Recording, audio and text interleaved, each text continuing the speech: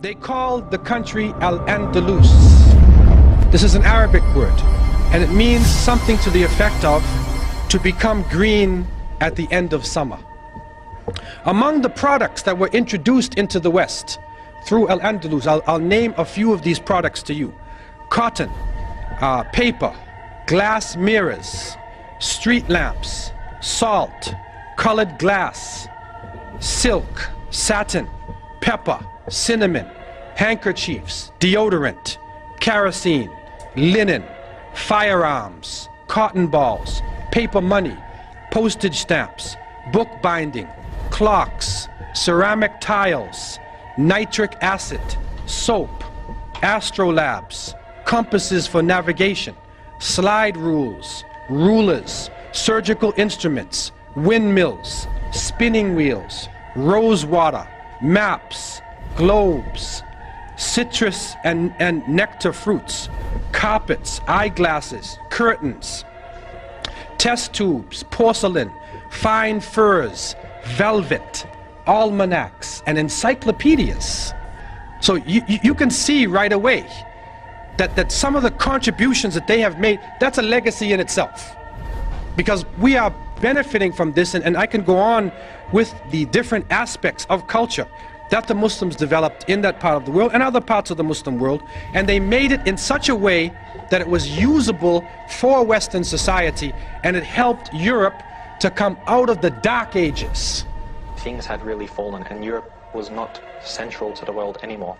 But while the non-Muslim historians refer to the Dark Ages of Europe, just in Western Europe you had this amazing state of Andalus, of Muslim Spain, and out of there you had cities like Cordoba, and Cordoba at that time was the largest city in the world.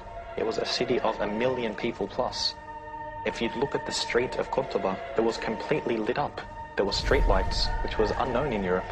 They had public baths, they had libraries, they had universities.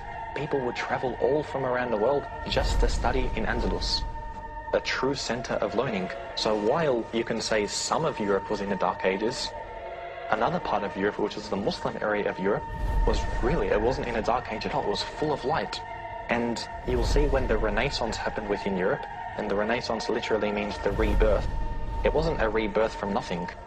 They had just taken everything from Andalus.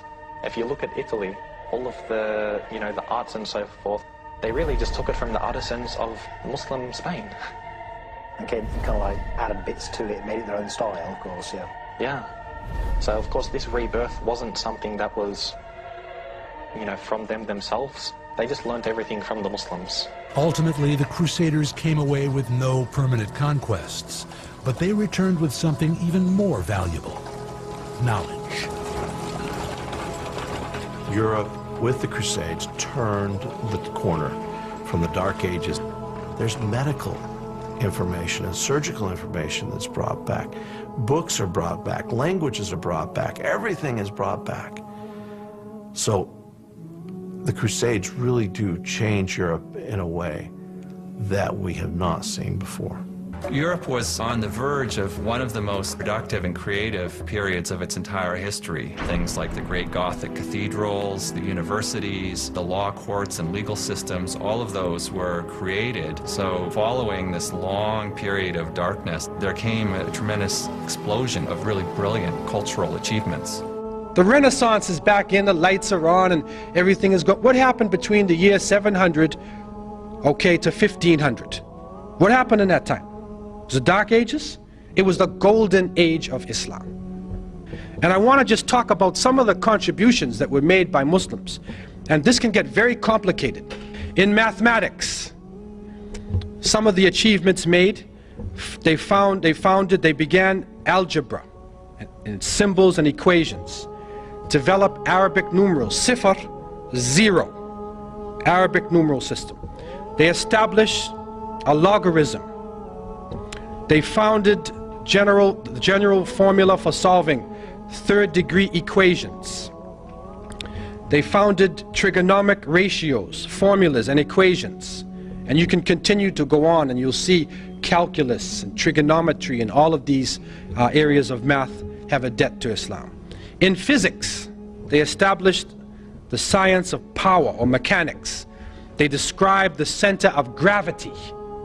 They describe gravity. So when that apple hit Newton in his head, okay, he was probably reading an Arabic book, and it woke him up from his sleep, and then he turned to the page on gravity. But what comes to us, the apple hit him in his head, and they say he discovered gravity. Muslims had described gravity in details long before Isaac Newton. Also, they described mechanical properties of geometric bodies. They developed the hydrometer, aerometer, the lever, balance, scale. They measured specific gravity of different substances, invented the pendulum, the spring and wall clock. Also, you find in chemistry, they introduced atomic theory of matter. They developed processes of evaporation, sublimation, crystallization, distillation, filtration, pigmentation, melting.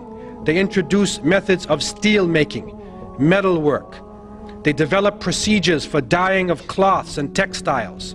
They established preparation methods of chemicals, sulfuric, nitric and hydrochloric acids, ammonium chloride, silver nitrate, mercuric oxide, chloride, sulfide, sodium.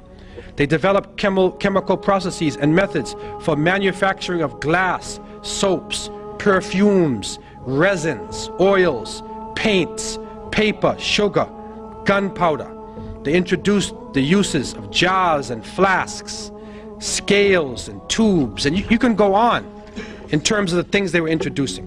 In astronomy, they developed astrolabes and sextants, prepared star catalogs and tables of planetary motion, named over 200 stars with Arabic names. They proved the Earth as a spherical shape. They calculated the length of terrestrial degree, determined the Earth's circumference and diameter. They measured solar inclination angle. They charted the positions and orbits of stars and planets. In medicine, you find they performed gynecology, obstetrics. They wrote medical encyclopedias. They performed therapy procedures. They prepared mercury ointment. They discovered a blood circulation and described the pulmonary circulation and the function of lungs. They recognized the contagious nature of tuberculosis and the distribution of disease by water and soil.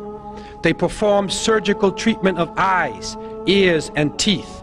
They used and described over 200 surgical instruments. Over 200 surgical instruments. It's amazing. They describe 130 eye diseases, and they characterize 143 drugs. In pharmacology, they prepared alcohol, acids, nitrates, carbonates. They introduced the use of picrotoxin. They prepared chemical medicaments in pills and solutions. They established chemist shops for dispensing prescriptions.